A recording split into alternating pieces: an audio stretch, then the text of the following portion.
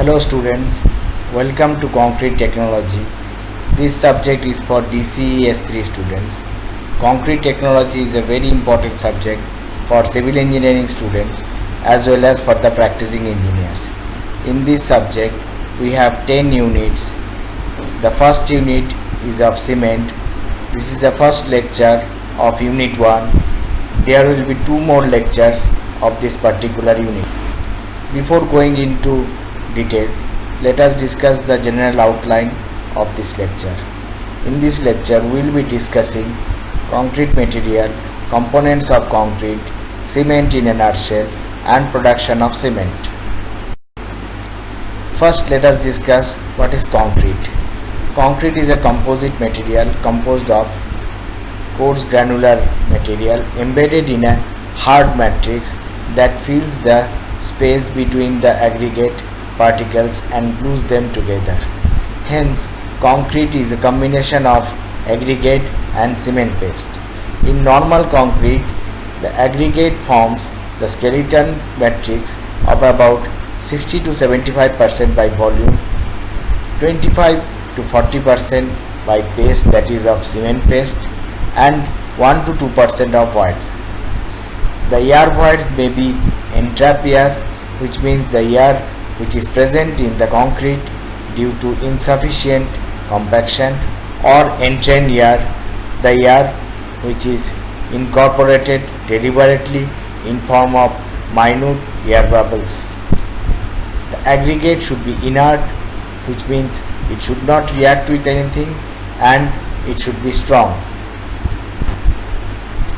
The components of concrete. There are 4 basic components of concrete. These are cement, coarse aggregate, which may be in form of stone, fine aggregate, which may be in form of sand, and water.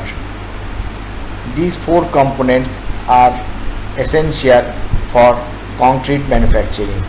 Without any one of them, concrete cannot be manufactured. There are other 2 components which are nowadays used for making of high strength and high performance concrete. These are mineral admixtures, which is used for long term strength and durability, which may be fly ash, silica fume, rice husk ash, etc. These mineral admixture can be used at the time of concrete manufacturing or at the time of cement manufacturing. The last component is chemical admixtures, which are used to enhance the performance of fresh as well as hardened concrete.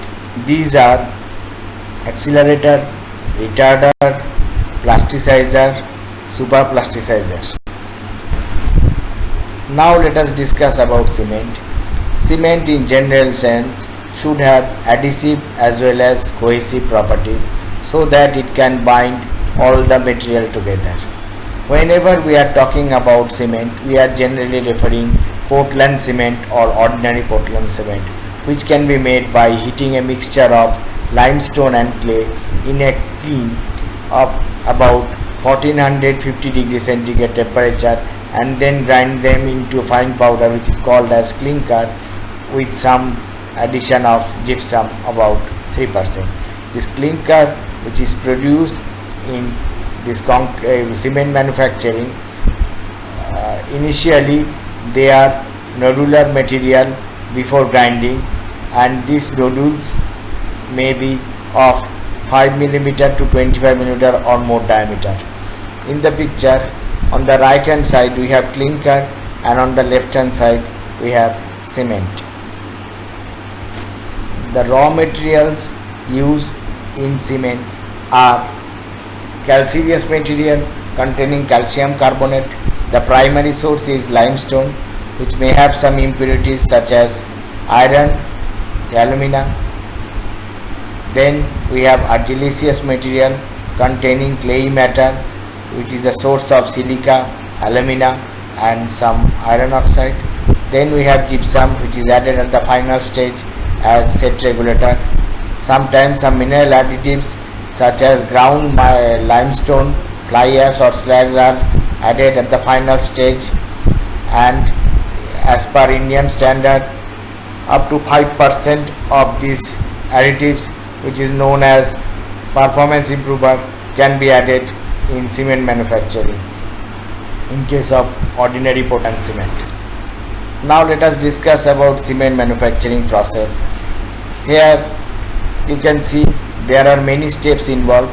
The essential steps are grinding the raw material, mixing them, and then heating them in a kiln, and finally cooling them and adding some gypsum and grind them finally into powder form and store them.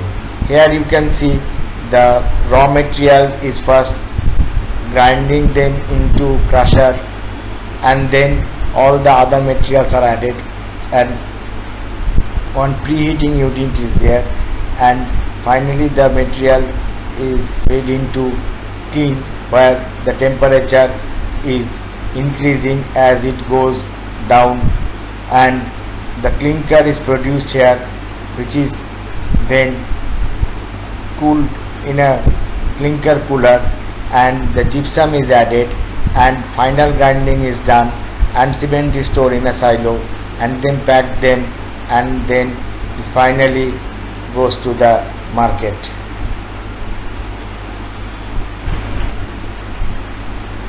Here in this schematic depiction of process, you can see the limestone quarrying and crushing them, grinding them, and here there are two processes. One is dry process, in which the mixture is preheating is done, and then it goes to the rotary kiln, and in case of wet process, preheating is not done. Instead water is added into the mixture, which is known as slurry, and then that slurry goes to the rotary kiln, and then the clinker is produced, and then it goes to the cooling chamber, and then stored in a storage tank, and finally other additives like gypsum and other performance improvers are added, and finally goes to the cement silo and for dispatching. Here there are few important points to discuss. The dry process, in case of dry process, the coal consumption in rotary kiln is about 100 kg as against 350 kg in case of wet process to produce a ton of cement. That is why nowadays all the cement manufacturing plants are using dry process, and wet process is almost completely obsolete. India is producing near about 554 million tons of cement in this financial year of 2020. India is the second largest cement manufacturer in the world, next to China. And the last thing, I think, is the most important thing to remember and understand, that to produce 1 ton of ordinary Portland cement, we are producing 1 ton of carbon dioxide. As you all know, carbon dioxide is a greenhouse gas which has a huge effect on the environment.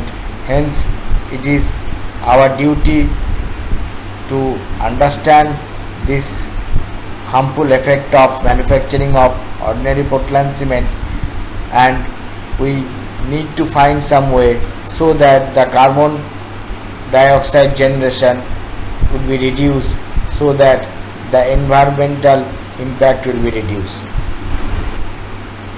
These are the references I have used for this lecture. I hope you have understood the concepts, and I will see you in my next lecture. Thank you.